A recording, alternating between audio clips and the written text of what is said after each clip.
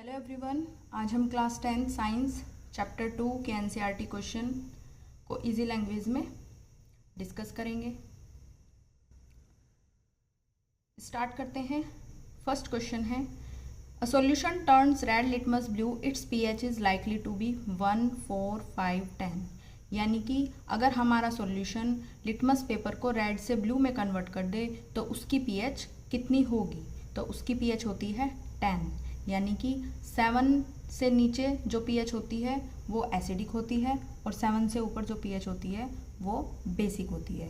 तो अगर red litmus blue कर रहा है तो यानी कि वो बेसिक सॉल्यूशन है, उसकी पीएच 7 से ऊपर होगी। नेक्स्ट क्वेश्चन की बात करते हैं। A solution reacts with crush egg shell to give a gas that turns lime water milky, the solution contain. यानी कि अगर हम रिएक्ट कराएं, solution react with crush egg shell से रिएक्शन कराएं तो एक गैस मिलेगी जो क्या करेगी, लाइम वाटर को मिल्की कर देगी। तो वो सॉल्यूशन कौन सा होता है? तो वह सॉल्यूशन HCl होता है, यानी कि हाइड्रोक्लोरिक एसिड का सॉल्यूशन होता है, जिसमें हम क्रश्ड एग शेल को अगर रिएक्ट कराएं तो गैस लाइम वाटर मिल्की बना देती है, जो उसमें से गैस निकलती है। नेक्स्ट क्वेश्चन है, 10 ml of a solution of NaOH is found to be completely neutralised by 8 ml of a given solution of HCl। यानी कि 10 ml सॉल्यूशन जो NaOH का है वो कम्प्लीटली न्यूट्रलाइज हो जाता है 8 ml सॉल्यूशन HCl से। If we take 20 ml of the same solution NaOH, अगर 20 ml हम लेते हैं तो the amount HCl solution required to neutralise it will B.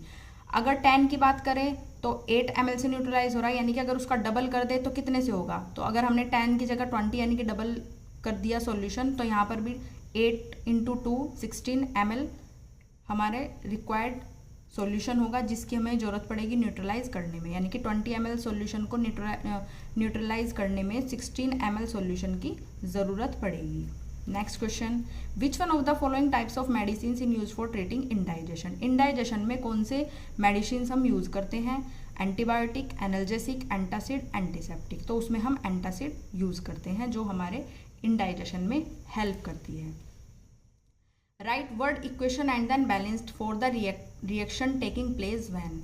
Word equation में हमें लिखना है और बैलेंस्ड इक्वेशन बनानी है, यानी कि पहले वर्ड इक्वेशन में लिखना है रिएक्शन को और उसके बाद बैलेंस्ड करनी है। अब रिएक्शन क्या है?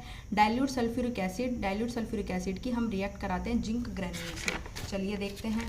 डाइल्यूट सल्फ्यूरिक एसिड को जिंक ग्रैन्यूल से जब हम रिएक्ट कराएंगे, रिएक्शन कराएंगे, ये रहा dilute sulphuric acid. Zinc granule से हमने रिएक्शन कराई तो क्या बना? ZnSO4 + H2। वर्ड इक्वेशन की बात करें तो zinc plus sulphuric acid gives out zinc sulphate plus hydrogen. और बैलेंस्ड इक्वेशन ज़रूरत नहीं है बैलेंस करने की, क्योंकि ये ऑलरेडी बैलेंस्ड है। नेक्स्ट जो रिएक्शन है वो है हाइड्रोक्लोरिक एसिड की मैग्नीशियम के साथ, यानी कि मैग्नीशियम रिबन के साथ हाइड्रोक्लोरिक एसिड की रिएक्शन।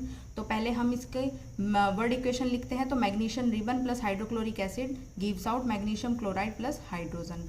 उसके बाद हम बैलेंस करेंगे। मैग्नीशियम रिबन जो है वो सॉलिड लिया है हमने, तो मैग्नीशियम सॉलिड लिखेंगे प्लस HCl एक्वस फॉर्म में, MgCl2 बनेगा, H2 बनेगा। अब यहाँ पर बैलेंस करने की जरूरत है तो 2HCl 2 लगा देंगे HCl के पास, यानी कि 2 की मल्टीप्लाई कर देंगे तो 2 हाइड्रोजन हो जाएगा और 2 क्लोरीन हो जाएंगी। तो 2 क्लोरीन इधर है और 2 हाइड्रोजन इधर है। बस इसमें इतना ही बैलेंस करना था। 2 लगाने के बाद यहाँ ऑटोमेटिक पूरी इक्वेशन बैलेंस हो जाएगी। नेक्स्ट इक्वेशन की बात करते हैं। एल्यूमिनियम पाउडर की रिएक्शन सल्फ्यूरिक एसिड से। तो सबसे पहले पूरी रिएक्शन लिखेंगे word equation. Aluminium powder plus sulphuric acid gives out aluminium sulphate बनेगा और हाइड्रोजन। अब बैलेंस इक्वेशन करते हैं। एल्यूमिनियम पाउडर को Al लिखा सॉलिड फॉर्म में, H2SO4 एक्वस फॉर्म में। यहाँ पर क्या बना? Al2SO4 का whole thrice aluminium sulphate plus hydrogen gas निकलेगी। अब रिएक्शन को पूरी को बैलेंस करते हैं। यहाँ पर 3SO4 है तो यहाँ पर कितने हैं? SO4 1 है, तो यहाँ पर 3 लगा देंगे तो 3SO4 बन गया। अब उसके बाद 3 × 2 6 हाइड्रोजन यहाँ पर बन गए, तो 6 हाइड्रोजन हमें यहाँ चाहिए तो यहाँ पर 3 लगा देंगे तो 3H2, यानी कि 3 की मल्टीप्लाई कर देंगे। लगाने का मतलब होता है 3 की मल्टीप्लाई करना, तो 3 × 2 6 हाइड्रोजन यहाँ पर हो गए। अब Al की बात करें, यहाँ पर 2Al है, यानी कि 2 मॉलिक्यूल ऑफ एल्यूमिनियम के, तो यहाँ पर भी हमें 2 मॉलिक्यूल ऑफ एल्यूमिनियम चाहिए तो यहाँ पर भी 2 लगा देंगे, 2 की मल्टीप्लाई कर देंगे। तो ये पूरी इक्वेशन क्या होगी? Balanced chemical equation. नेक्स्ट, अब जो बेटर लिखने का तरीका है, जो एग्जाम के पर्पज से आप लिखोगे कैसे, वो तो शॉर्ट फॉर्म में हमने लिख दिया आपको समझाने के लिए, लेकिन अगर बिल्कुल एक मैनर चाहिए लिखने का तो उसमें हम कैसे लिखेंगे। पहले वर्ड इक्वेशन लिखेंगे, आयरन की रिएक्शन डाइल्यूट हाइड्रोक्लोरिक एसिड से कराइए, सिर्फ इतना एग्जाम में आएगा। तो हम कैसे कराएंगे, आयरन लिख देंगे, डाइल्यूट हाइड्रोक्लोरिक एसिड लिख देंगे, गिव्स आउट क्या बनेगा, आयरन सेकंड क्लोराइड बनेगा प्लस हाइड्रोजन गैस। अब इसको बैलेंस्ड करना है तो सिंबॉलिक फॉर्म में लिखना पड़ेगा। Fe सॉलिड फॉर्म में लिया है, 2HCl एक्वस फॉर्म में, FeCl2 प्लस H2। और ये बैलेंस करने के लिए हमें 2 हाइड्रोजन चाहिए, तो यहाँ पर 2 हाइड्रोजन लगा देंगे। अब हाइड्रोजन के साथ क्लोरीन भी है मोलिक्यूल, तो फिर क्लोरीन मोलिक्यूल भी 2 है, तो यहाँ पर 2 क्लोरीन मोलिक्यूल ऑलरेडी हैं, तो दोनों साइड क्या हो गए, बैलेंस हो गई। तो ये हमारी बैलेंस्ड केमिकल इक्वेशन हो गई। नेक्स्ट क्वेश्चन पर चलते हैं। Compound such as alcohol and glucose also contain hydrogen. Alcohol और ग्लूकोज क्या करते हैं, हाइड्रोजन रखते हैं, but are not categorised as acid, लेकिन वो एसिड की कैटेगरीज में नहीं है। Describe an activity to prove it. अब इस एक्टिविटी से हमको प्रूव करना पड़ेगा। टेक सॉल्यूशन ऑफ एल्कोहल और ग्लूकोज का हमने सॉल्यूशन ले लिया। These are hydrogen containing compound, ये हाइड्रोजन कंटेनिंग कंपाउंड है। सेकंड हमने क्या किया, fix 2 iron nails on A rubber cork and place the cork in a beaker. अब हम क्या करेंगे, हम इस पूरे क्वेश्चन को डायग्राम से समझेंगे, हमें बेटर तरीके से समझ आ जाएगा।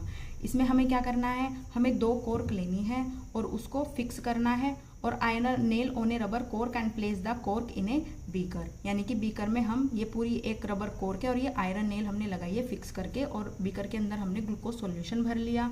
Connect the nail to the 2 terminal of a 6 volt battery. 6 volt battery से हमने पूरे टर्मिनल को कनेक्ट कर लिया, एक स्विच लगा दिया और एक बल्ब लगा दिया।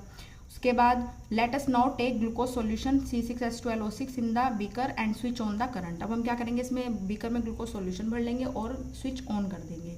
The bulb does not glow. अब हमें क्या पता चलेगा कि जो बल्ब है वो नहीं जलेगा, ग्लो नहीं करेगा in this case. This shows that glucose solution does not conduct electricity. तो हमें ये क्या शो कर रहा है कि जो ग्लूकोज सॉल्यूशन है वो इलेक्ट्रिसिटी कंडक्ट नहीं कर रहा।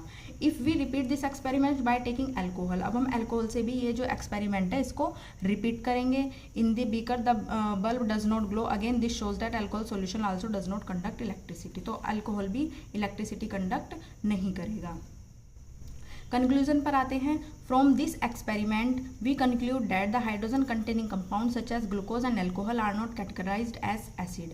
तो इससे हमें ये पता चलता है, हमारा जो कंक्लूजन आता है कि ये हाइड्रोजन की कैटेगरीज में तो है, लेकिन एसिड की, मतलब हाइड्रोजन तो रखता है लेकिन एसिड की कैटेगरीज में नहीं है। बिकॉज क्योंकि दे डू नॉट डिसोसिएट और आयनाइज इन वाटर, क्योंकि एल्कोहल और ग्लूकोज डिसोसिएट नहीं होता वाटर में to produce hydrogen ion, hydrogen ions बनाने के लिए। अगर वो डिसोसिएट ही नहीं होगा, पॉजिटिव नेगेटिव चार्ज ही नहीं होंगे, तो उसके इलेक्ट्रॉन फ्री नहीं होंगे। अगर फ्री नहीं होंगे तो इलेक्ट्रिसिटी कंडक्ट ही नहीं कर पाएंगे। तो इसीलिए क्या होता है, वो एसिड नहीं है, एसिड की कैटेगरीज में नहीं आते हाइड्रोजन रखते हुए भी, यानी कि हाइड्रोजन आइन उनके पास होने के बावजूद भी वो एसिड की कैटेगरीज में नहीं आते। यही इसका रीजन है।